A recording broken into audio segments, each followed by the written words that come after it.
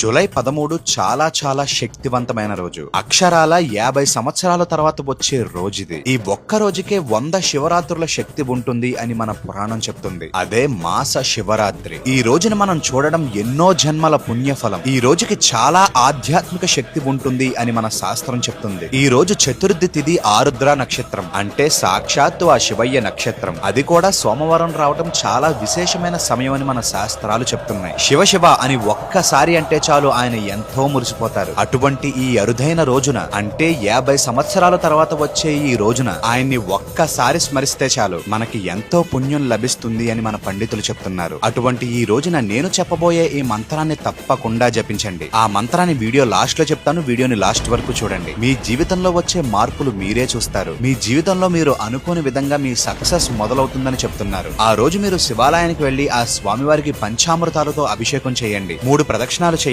స్వామివారికి ఎంతో ఇష్టమైన మారేడు దళాన్ని సమర్పించుకోండి. మీ మనసులో ఉన్న కోరికను ఆ స్వామివారికి చెప్పండి. మిగతాదంతా ఆయనే చూసుకుంటారు. ఈ మంత్రాన్ని మాత్రం ఆ స్వామివారి కోసం 108 సార్లు జపించండి. శివాలయంలో కూర్చుని ఆ స్వామివారిని చూస్తూ 108 సార్లు జపించండి. ఇదే ఆ మంత్రం. నమస్తేస్తు భగవాన్ విశ్వేశ్వరాయ మహాదేవాయ త్రయంబకాయ త్రిపురాంతకాయ త్రికాగ్ని కాలాయ కాలాగ్ని రుద్రాయ నీలకంఠాయ మృత్యుంజయాయ సర్వేశ్వరాయ సదాశివాయ శ్రీ మన్మహాదేవాయ నమః.